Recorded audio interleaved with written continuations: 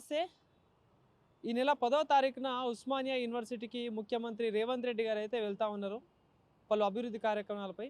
So మరి దీనికి సంబంధించి ప్రతి సభలో మాట్లాడుతూ ఉన్నారు. నిరుద్యోగులకి 40,000 ఉద్యోగాలు రాబోతా ఉన్నాయి, అందరూ ప్రిపేర్ అవ్వండి, ఊర్లలో ఎలక్షన్లో కాకుండా ఇక్కడ సిటీకి వచ్చి ప్రిపేర్ అవుతూ ఉండండి, నోటిఫికేషన్ రాబోతుందంటూ మాట్లాడుతూ ఉన్నారు. సో మరి దీనికి సంబంధించి నిరుద్యోగులు ఎట్లా స్పందిస్తారనే దాని గురించి మాట్లాడదాం. మనతో పాటు ఇందిరానాయక్ ఉన్నారు. ఇందిరానాయక్ నమస్తే. సో ఏంటి మరి రాష్ట్ర ముఖ్యమంత్రి అయితే 40,000 ఉద్యోగాలు రాబోతున్నాయి, క్యాంపస్కి వస్తామన్నారు బట్టి విక్రమార్క గారు చెప్తా ఉన్నారు.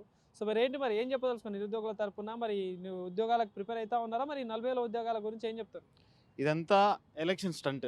ఎందుకంటే నిజంగా మీకు నిరుద్యోగుల మీద చిత్తశుద్ధి ఉంటే 2 లక్షల ఉద్యోగాలు జాబ్ క్యాలెండర్ ఇస్తామని చెప్పాలి. కానీ ఇలా బూటకు మాటలు, బూటకు హామీలు 40,000 ఉద్యోగాలు ఇస్తాము, ఎలక్షన్స్కి వెళ్ళకండి, ఇక్కడ చదువుకోండి అని చెప్తున్నారు. గతంలో వీళ్ళు ఏం చెప్పారంటే, మీరు లైబ్రరీలు విడిచిపెట్టి గ్రామాల్లో తరలిరండి, కాంగ్రెస్ పార్టీకి ప్రచారం చేయండి, కాంగ్రెస్ పార్టీ గెలుపు కోసం ప్రచారం చేయని చెప్పేసి అధికారంలో వచ్చిన తర్వాత ఇలా నిరుద్యోగులు మొండి చేసి చూపెడుతున్నారు. మీరు మాట్లాడిన విధానం ఏంటి? నేను 2 లక్షల ఉద్యోగాలు ఇస్తానని చెప్పాను, నేను ఓయికి వచ్చి ఇస్తాను, లేకపోతే జాబ్ క్యాలెండర్ ఇస్తానని చెప్పాలి. కానీ ప్రతి సభలో ప్రతి వేదికలో 40,000 అని మాట్లాడుతున్నారంటే ఇక్కడ అర్థమవుతుంది క్లియర్ క్రిస్టల్గా ఇది అంతా ఎలక్షన్ స్టంటే.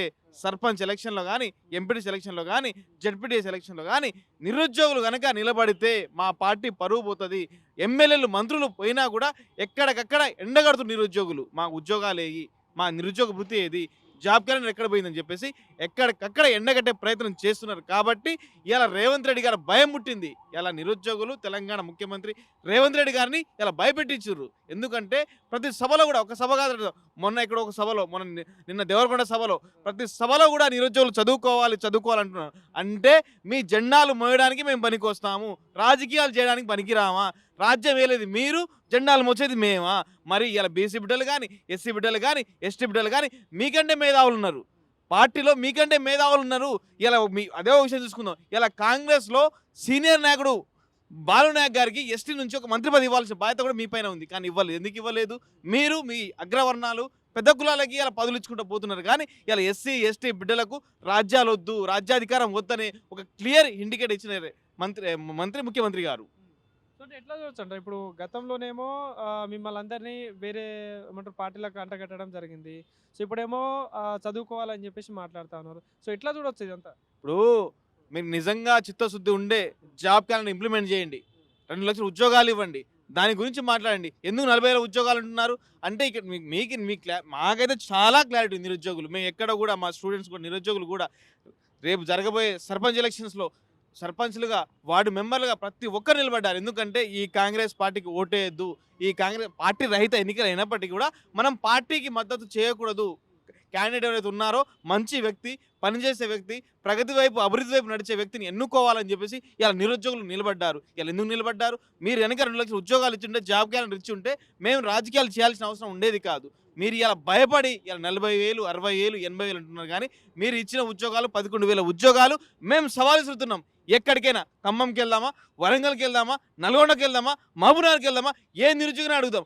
మీరు కనుక 50,000, 60,000 ఉద్యోగాలు ఇచ్చి ఉంటే మేము ఇక్కడ నుంచి, మేము నిరుద్యోగుల తరపున మాట్లాడుతున్నాం, అందరం కూడా మేము హ్యాపీగా వెళ్ళి ఊళ్ళలో వ్యవసాయం చేసుకుంటాం. కానీ మీరు ఒకవేళ తప్పని తెలిస్తే మీ ముఖ్యమంత్రిపై రాజీనామా చేస్తారా? అంటే అబద్ధాలు, మీ మంత్రులు మాట్లాడే అంతా అబద్ధాలు మీరు తెలియనైతే మీరు మీ మంత్రి పదవిలోకి కానీ ముఖ్యమంత్రి రాజీనామా చేస్తారా? ఇలా ఒకటి అర్థమవుతుంది.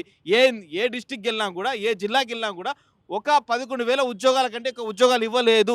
గత ప్రభుత్వం ఇచ్చిన నోటిఫికేషన్ను మంది పుట్టిన పిల్లలను మా పిల్లల్ని చెప్పుకుంటారు అని చెప్పేసి ఇలా ప్రతి నిరుద్యోగి కూడా మాట్లాడే ప్రయత్నం చేస్తున్నారు. ఇలా సమ్మిట్స్ అని, రైజింగ్ అని ఏదేదో మాట్లాడుతున్నారు. ఎవరో ఏసీ రూమ్లో కూర్చొని ఏదో కలెక్టర్ రైజింగ్ అని, తెలంగాణ గ్లోబల్ సమ్మిట్ అని. ఇలా తెలంగాణలో హైదరాబాద్ ఇలా ప్రత్యేకంగా చెప్పాల్సిన అవసరం లేదు. నిజాం కాలం నుంచే తెలంగాణ గ్లోబల్, ప్రపంచానికి దిక్సూచి హైదరాబాదు.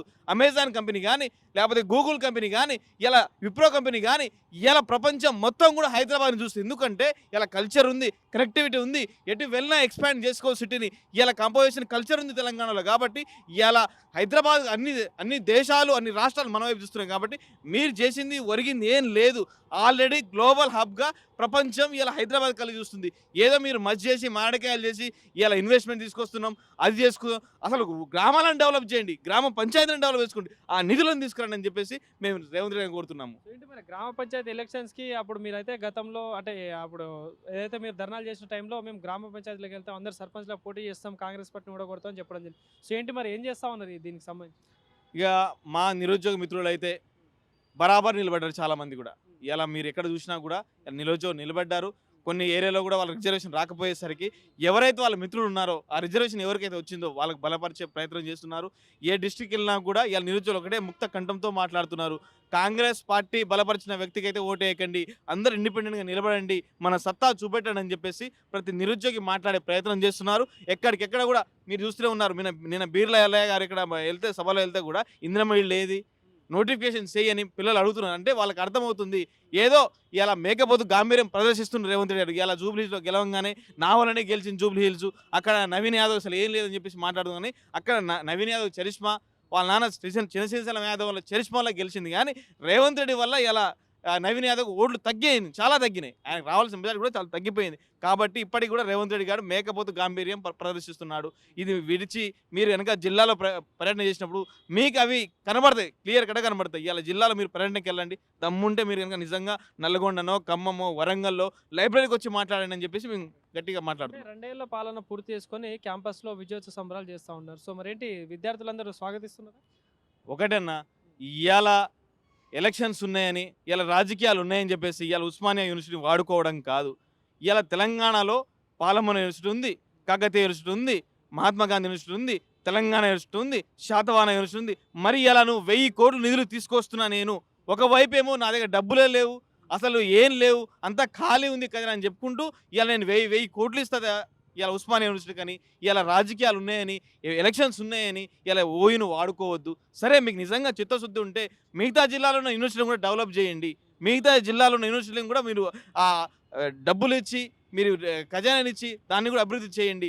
ఎంతసేపు రాజకీయాలు ఉన్నాయని చెప్పేసి ఇలా ఉస్మానియా యూనివర్సిటీని, ఉస్మానియా నిరుద్యోగులను, విద్యార్థులను వాడుకోవడం కాదు. మీకు నిజంగా చిత్తశుద్ధి ఉంటే ఇలా క్లాస్లో ఎంత రేషియో ఉంది, టీచర్ ఎంతమంది ఉన్నారు, స్టూడెంట్స్ ఎంతమంది ఉన్నారు, ఆ మొత్తం తీపియండి. ఎంతమంది స్టాఫ్ ఉన్నారు, ఇవన్నీ ఏం కూడా లేవు. ఇలా తెలంగాణలో 2 సంవత్సరాల కాంగ్రెస్ పాలనలో ఎవరికి ఏ వర్గానికి కూడా న్యాయం చేయలేదు. ఇలా నిరుద్యోగులు కావచ్చు, రైతులు కావచ్చు, ఇలా ఉద్యోగులు కావచ్చు, ఆటో డ్రైవర్లు కావచ్చు, ఏ వర్గానికి న్యాయం చేయని ప్రభుత్వం ఉందే అది కాంగ్రెస్ పార్టీ. ఎందుకంటే ఇలా నేను నిరుద్యోగిగా వాళ్ళ గురించి ఎందుకు మనకు కొంతమంది క్వశ్చన్ చేయొచ్చు. ఎందుకంటే వాళ్ళు కూడా మా అన్నలు, మా అక్కలు చాలామంది ఉన్నారు కదా. ఇప్పుడు మా అన్న కొంతమంది ఆటో డ్రైవర్లు ఉన్నారు, కొంతమంది జాబ్ హోల్డర్స్ ఉన్నారు, వాళ్ళకి పెన్షన్ రాళ్ళని కొంతమంది బాధపడుతున్నారు. కాబట్టి ఈ ప్రభుత్వం వచ్చిన తర్వాత ఏ వర్గానికి కూడా న్యాయం చేయలేదని గట్టి మన భావన.